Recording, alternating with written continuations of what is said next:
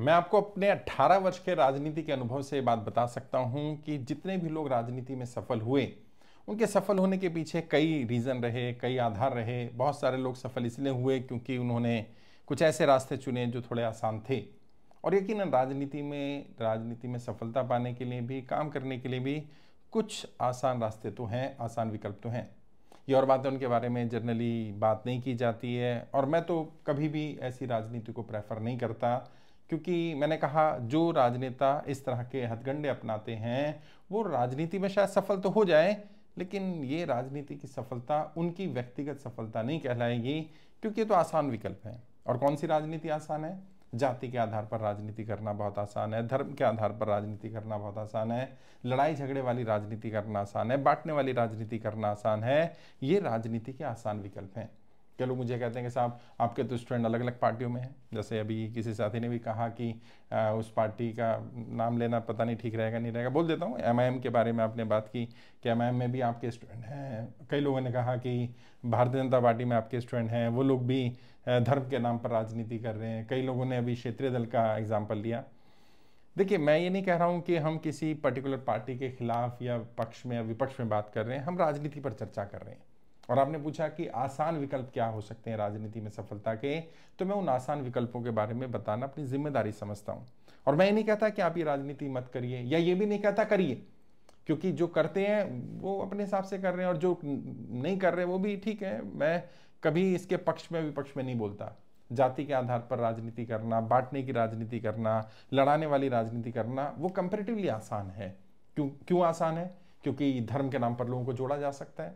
वैसे तो अभी हम प्रशांत किशोर के बारे में जैसे चर्चा कर रहे थे बिहार के चुनाव को लेकर के, उसके संदर्भ में मैं वैसे क्रिटिक्स हूँ उनका, आलोचक हूँ उनकी कुछ चीज़ों को लेकर के, उनके पास्ट में जो काम किए या जिस तरह से नरेंद्र मोदी जी के साथ उनका घालमेल रहा, और वर्तमान में भी ये माना जाता है कि शायद वो भारतीय जनता पार्टी के लिए फील्डिंग कर रहे हैं बिहार में।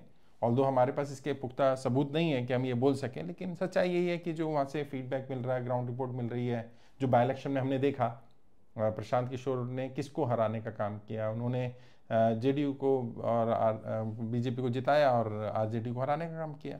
वही काम शायद लार्ज स्केल पर विधानसभा में होने जा रहा है, अगर आरजेडी और कांग्रेस ने समय रहते उसका तोड़ नहीं निकाला तो। और वोटर की जहाँ तक बात है, क्योंकि समाज की कड़वी सच्चाई है कि समाज जाति और धर्म में बटा हुआ है। अब उन्हें लगता है कि कोई हमारे जाति की रक्षा की बात कर रहा है, कोई हमारे धर्म की बात कर रहा है। और जो प्रशांत किशोर के बारे में मैं बात कर रहा था कि वो गांधी मैदान में उन्होंने कार्यक्रम किया अभी, और वो फ्लॉप हो गया। उसके फ्लॉप होने के पीछे एक बड़ा कारण है। ऑल्दो मैं उनका क्रिटिक्स हूँ, लेकिन फिर भी ये मानता हूँ कि उन्होंने जाति के आधार पर वो रैली नहीं बुलाई, उन्होंने वो रैली धर्म के आधार पर नहीं बुलाई। अगर जाति या धर्म के आधार पर बुलाते तो शायद प्रशांत किशोर सफल हो जाते। अभी उनके बाद ही 2 दिन बाद देखिए ना, मैं नाम नहीं लूँगा, एक नेता हैं बिहार के, उन्होंने रैली बुलाई और 8 लाख 9 लाख लोग आ गए। क्यों? क्योंकि जाति की बात कर रहे थे, जाति के ऊपर काम कर रहे थे। तो जाति कड़वी सच्चाई है, इससे नकारा नहीं जा सकता, इससे मुंह नहीं मोड़ा जा सकता। लेकिन जाति के आधार पर राजनीति करना, और फिर भी आप जाति की अस्मिता की राजनीति करते हैं, आप जाति को आगे बढ़ाने की राजनीति करते हैं, आप धर्म के उत्थान के लिए राजनीति करते हैं, धर्म की कमियों को दूर करने की राजनीति करते हैं, उसे फिर भी ठीक माना जा सकता है। लेकिन लड़ाने वाली राजनीति वो और भी आसान है, लड़ाने वाली तो और भी आसान है, क्योंकि कुछ कंस्ट्रक्ट करने के लिए ही मेहनत करनी पड़ती है, दिमाग लगाना पड़ता है। डिस्ट्रैक्ट करने के लिए कोई दिमाग नहीं लगाना, डिस्ट्रॉय करने के लिए थोड़ा ना दिमाग लगाना है। तो जो सबसे आसान राजनीति है वो जाति धर्म के आधार पर बांटने की राजनीति सबसे आसान है। और आप देखेंगे जो राजनेता काबिल नहीं है, जिनमें क्षमता नहीं है, जो जिनका विजन नहीं है, या जिनके पास मुद्दे नहीं है, या जो मुद्दों के आधार पर राजनीति नहीं कर सकते क्योंकि वो मुश्किल राजनीति है, तो वो आसान विकल्प चुनते हैं।